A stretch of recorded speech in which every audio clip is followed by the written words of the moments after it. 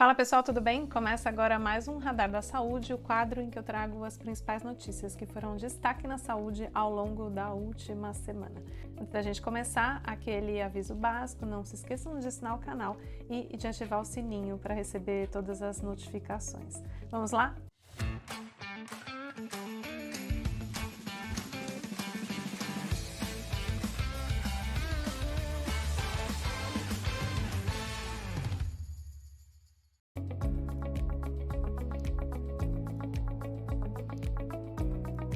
Eu começo com uma notícia que repercutiu em todo o noticiário, que é a divulgação do censo. E em 12 anos, a população brasileira cresceu, mas em um ritmo muito menor do que o esperado. De acordo com os dados divulgados pelo IBGE, hoje nós somos 203 milhões de habitantes aqui no Brasil. Esse é o menor avanço já registrado desde o início da série histórica há 150 anos. Isso na prática significa aquilo que já era esperado, um aumento do envelhecimento da população e a longevidade.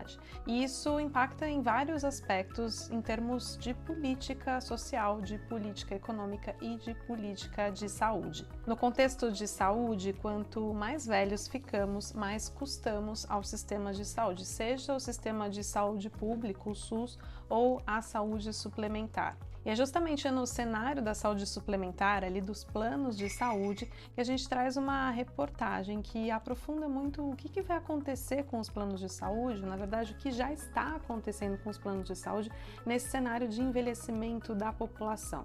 A reportagem explora dois cases específicos que mostram como que algumas redes estão conseguindo driblar essa questão do envelhecimento e garantir um crescimento, um atendimento para essa população que seja sustentável. E aí as soluções passam por alguns aspectos que a gente explora em profundidade na matéria, mas eu adianto alguns aqui.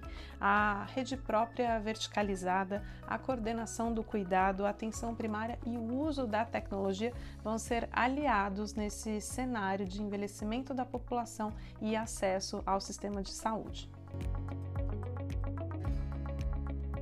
Uma outra pauta que tem sido assunto aqui no Radar da Saúde já há algumas semanas e que ela continua aqui é em relação à ministra da Saúde, Anísia Trindade. Vocês estão acompanhando aqui, obviamente, que a ministra Anísia Trindade tem passado por uma crise no comando da pasta do Ministério da Saúde, muito porque há uma disputa política pelo cargo.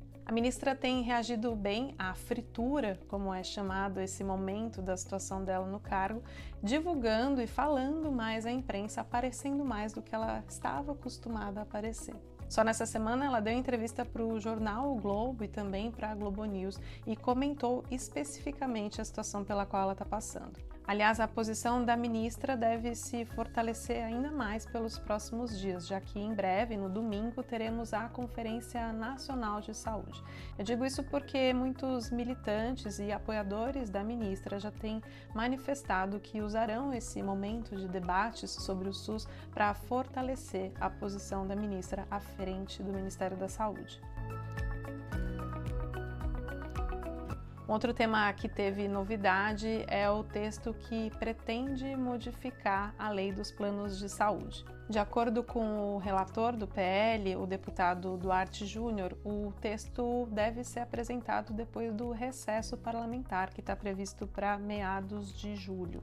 Ainda assim, de acordo com o Estadão, a ideia é que seja incluído nesse texto a exigência de um prontuário único. Esse prontuário, ainda segundo a reportagem do Estadão, serviria para evitar que os planos de saúde solicitassem exames que já foram realizados pela rede pública. A gente está acompanhando de perto essa questão dos planos de saúde, até para entender um pouco que tipos de medidas vão passar ou não. Bom, e ainda das novidades que a gente traz no Futuro da Saúde essa semana, temos dois artigos dos nossos colunistas. O primeiro do Fabrício Campolina, que é presidente da Johnson & Johnson MedTech. Ele explora a inteligência artificial e o papel que ela pode ter na nossa sociedade. E mais do que isso, além de entender quais são as possibilidades futuristas da inteligência artificial, ele chama a atenção para o marco regulatório, qual que é a importância da legislação para inclusive mapear esse futuro baseado na inteligência artificial. Temos também o artigo da Marlene Oliveira, que é a presidente do Instituto Lado a Lado pela Vida, em que ela chama atenção para um tema que devemos trazer cada vez mais para a pauta, segundo ela, que é a resistência antimicrobiana. Para entender um pouco mais sobre o que é a resistência antimicrobiana e por que isso tem que entrar na pauta, eu já convido vocês para ler o artigo, que a gente vai colocar o link aqui. E por fim, aquele nosso combinado, que é quem fica com a gente até o final, recebe o spoiler do que vai acontecer na semana que vem. Então, na segunda-feira, nós temos Futuro Talks, e quem é a minha convidada especial do Futuro Talks vai ser a Amanda Espina, que é a presidente da Janssen, uma indústria farmacêutica aqui no Brasil. Então, ou a gente se vê na segunda-feira no Futuro Talks, em que a gente discute um pouco o cenário da indústria farmacêutica, os próximos passos e os desafios, ou a gente se vê na sexta-feira que vem aqui no Radar da Saúde. Até mais!